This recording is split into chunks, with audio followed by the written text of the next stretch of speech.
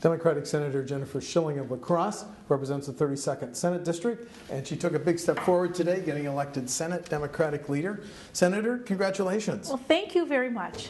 Let's talk about the November 4 elections. Lesson your party learned: Governor Walker reelected, one less Senate Democrat, three less Assembly Democrats. What's your takeaways, ma'am? It's tough. Well, you know, on any given election night, I feel like I prepare myself to be run over or hit by a Chevy Silverado. I felt like I woke up the next day and we'd been run over by a tank. So, yes, there are always lessons to be learned from election night and from campaigns. And I think many of them, as I looked in western Wisconsin, Mary Burke did win La Crosse County. She won the Senate district that I represent, so La Crosse, Vernon, and Crawford County, but much of the state was red.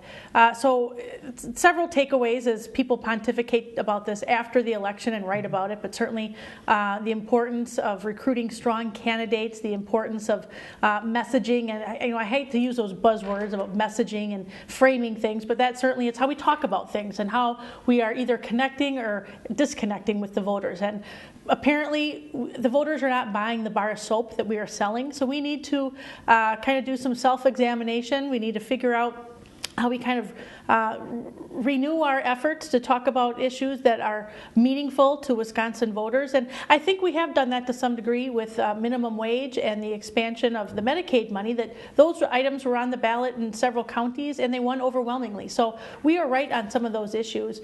But again, it's just making sure that people who have maybe felt disengaged from voting, who maybe have felt like that they don't have anything at stake at voting, and making sure young people. I represent a campus with UW La Crosse and Western and Viterbo, and making sure young people know the importance of voting and connecting with them. So I think there are several takeaways, and we're going to learn more in the next couple of weeks as we debrief with many groups and talk about kind of what were our strengths and where did we fall short. Senator, as I covered the Assembly Democratic Caucus yesterday, there was mention of two factors. In the wake of Citizens United, the record spending by third-party groups, number one, and the new district boundary lines, which were drawn by the Republicans. To what, if any extent, would you attribute the Democratic Party losses to either of those factors, ma'am? Well, I think those are factors. As you look at the state, certainly those districts that have been redrawn by the Republicans are many of them, most of them are safe seats. There are very few competitive seats that are left on the map. And at the time, I thought 60 was maybe the high water mark in the Assembly for the Republicans, and I was wrong. It went even higher than that. So as we look at certainly the changing dynamics, the changing landscape after Act 10, as we look at changing dynamics with campaign finance laws that seem to be changing weekly, that it is kind of a Rubik's Cube, that we need to get our footing right. We need to be on solid ground as we work with our friends and our allies to kind of level the playing field and reinvent what we did very well. But because rules have changed, the landscape has changed, we need to make sure that we are solid moving forward and learning some valuable lessons. Let's talk about the third-party spending. That was a big factor, according to Assembly Democrats, in their three losses. It was certainly a factor in southwest Wisconsin with the loss of Pat Baumhack. Do you think, as a leader, since Citizens United is not going to be overturned, there's going to be no constitutional amendment overturning it, does your party have to fight fire with fire and line up its own third-party groups in future votes? Well, and it might be an area that we have been uncomfortable getting into, and it's not something that we want to actively engage at, but that is the rules of today of how we engage in campaigns. And it's been said that money is the mother's milk of politics. The tone of the politics and the rhetoric of the campaigns have gotten just so toxic that it is tough after really difficult elections to then shake hands and come to this body and have the kumbaya moments. But it takes time. So we need to look at, yes, the campaign finance reforms. We need to look at the fact that looking at an Iowa commission, Iowa style for redistricting, but those are years down the road. I mean, we need to build back a Democratic majority, and I have my eyes set on that as we can build back a Democratic majority getting into redistricting in the future. And I think citizens need to continue to have their voices heard, that these are good government issues that they want to bring forward, regardless of who is in leadership, and that leaders should not be tone deaf when it comes to those interests. If money is the mother's milk, how comfortable are you dialing for dollars? I have done it. Are you going to be in a position now of having to get more comfortable? I will have to do it. I will have to do more of that, and I understand that. And when I served in the Assembly for 11 years, I had a relatively safe seat in La Crosse. When things happened in 2011 and I was asked to run for state Senate in the recalls, that was a difficult environment. And I told people it felt like it was a messy, expensive community divorce. But you do what you have to do. I got on the phones. I called people asking them to, if they agree with the vision that I have, if they invest in our campaigns and invest in the plan that we have for this state, that we need them to help us get there and have that message out there. So it is something that we need to reconnect, and I know that there are those third-party groups out there, and really as a candidate, you feel like you're on the ballot, your opponent's on the ballot, but now these third-party groups, you have this unknown opponent that you're out there competing against, and they come in out of kind of cover of darkness quickly, swiftly, with the most negative messages that you have no control over. Help me understand why in some counties, as you alluded to, raising the minimum wage can get 60-70%. Taking the MA money from the federal government can also pass. And then the same voters who just check yes in both boxes voted for some Republicans. Why that disconnect, Senator? It is a head scratcher. We need to talk about other issues about higher ed, lower debt. So if those voters have sons and daughters that are in the university system, or if they themselves are recent graduates, to make that connection of, you know what, we could put more money in your pocket if we allowed you to refinance some of your student loans, and so that you aren't saddled with debt as you go out and become a productive member of the society and the workforce and want to start a family and buy a new car and buy a home and make those investments. So there are more pieces on the board that we need to make those connections about access to affordable health care and what that means to them or to their loved ones with aging parents and things like that. So we definitely have more work to do, and I'm not afraid of hard work. And we know that when we go back into session, that we have a right as the minority to have our ideas heard. We have the right to be the alternative to the majority's plans. They have to listen to us,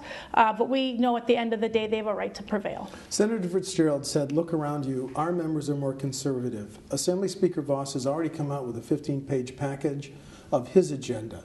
What are your greatest fears for what the next round of changes that the GOP might want to pass, ma'am? Well, they don't do it. They don't telegraph it. They tell you right out what they are going to do. They are upfront, and you could tell during the campaign what these themes were. That it wasn't surprising that out of the box they came up with these ideas. It's what they haven't talked about, but they will put on that agenda without sort of that open transparency that will be troubling.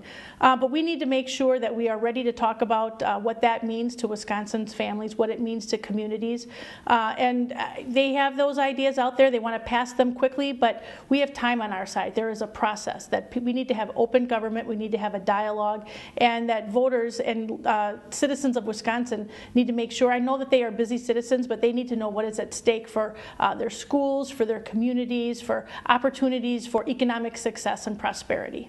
No matter what the GOP tries to pass next year, is it fair to say you wouldn't recommend that your caucus leave the state again? Definitely. Why? Was that not a good move? You were not part of it. I was not part of that, and I am not going to second guess the leadership at that time that decided to do what they needed to do. But I think lessons have been learned.